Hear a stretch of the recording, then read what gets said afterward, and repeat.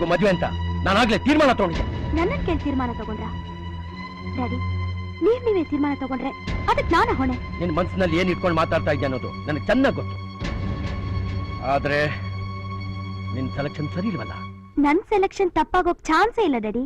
ಏನಮ್ಮ, ನಿನ್ನ ಚಿಕ್ಕ ವಯಸ್ಸಿಂದ ಹಾಗೆಲ್ಲ ಬೆಳೆಸಿದ್ದೀನಿ. ನೀನು ಕೇಳಿದ್ದನ್ನೆಲ್ಲ ತಕ್ಕೊಟ್ಟಿದ್ದೀನಿ. ಮಹಾರಾಣಿ ತರ ನೋಡ್ಕೊಂಡಿದ್ದೀನಿ. ಈ ಸುಖ ಸಂತೋಷ ಒಬ್ಬ ಭಿಕ್ಷುಕನಿಂದ ಕೊಡೋದಕ್ಕೆ ಸಾಧ್ಯ ಇಲ್ಲ. ಇದೇನಿದ್ರು ಒಬ್ಬ ಕೋಟ್ಯಾಧಿಪತಿಯಿಂದ ಮಾತ್ರ ಸಾಧ್ಯ. ಕೋಟ್ಯಾಧಿಪತಿನ ಕಟ್ಕೊಂಡು ಡೈವರ್ಸ್ ತಗೊಳ್ಳೋ ಬದಲು ಆಸೆ ಪಟ್ಟು ಬಡವನ್ನ ಮದುವೆಯಾಗಿ ಕಷ್ಟಪಡೋದ್ರಲ್ಲಿ ತಪ್ಪೇನಿಲ್ಲ ಡ್ಯಾಡಿ. ಕಾರು ಬಂಗ್ಲೆ ಅಂತಸ್ತಿರೋ ಪ್ರೇಮಲ್ಲಿ ಏನು ಗತಿ ಇಲ್ದೇ ಇರೋ ಆ ಗಣೇಶ ಇಲ್ಲಿ. ಚಪ್ಲಿ ಬಂಗಾರದಲ್ಲಿ ಮಾಡಿದ್ರು ಕಾಲ್ಗೆ ಹಾಕೊಳ್ಳೋದಪ್ಪ. ದೇವ್ರನ್ನ ಕಲ್ಲಲ್ಲಿ ಕೆತ್ತಿದ್ರು ಕೈ ಎತ್ ಮುಗಿಲೇಬೇಕು. ಗಣೇಶ ನನ್ ದೇವ್ರು, ಅಷ್ಟ್ ಸಾಕು. ನಿಮ್ ಮುಂದೆ ಊರ್ ಜನಗಳ ಮುಂದೆ ಮದುವೆ ಆಗ್ಬೇಕು ಅಂತ ನನ್ನ ಆಸೆ. ನಮ್ಮನ್ನ ದೇವಸ್ಥಾನಕ್ಕೋ ರಿಜಿಸ್ಟರ್ ಆಫೀಸ್ಗೋ ಹೋಗೋ ಹಾಗೆ ಮಾಡಬೇಡಿ ಪ್ಲೀಸ್.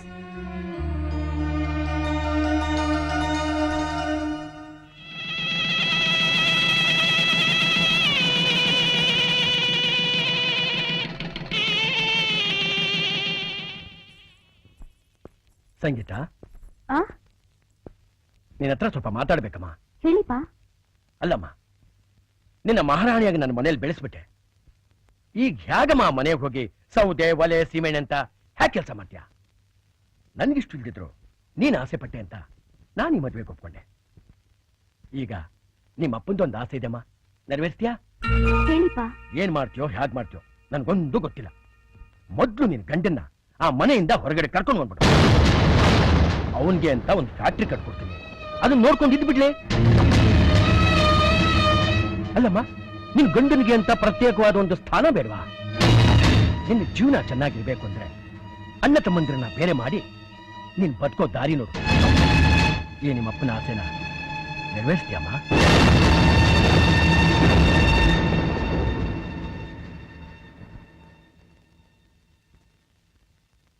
ಸರಿಯಪ್ಪ. ಒಳ್ಳೇದಮ್ಮ.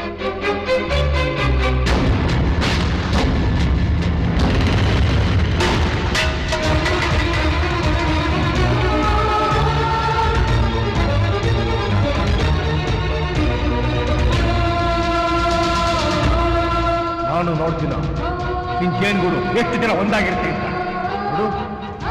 ನಾಳೆ ಸಂಬಂಧರಿಲ್ಲ, ಮೊದಲಾಗಿ ಸಂಸಾರ ಮಾಡೋದು. ನಿನ್ ಜೊತೆ ಇರ್ತಾರೆ ಅಂದ್ಕೊಂಡಿದ್ಯಾ?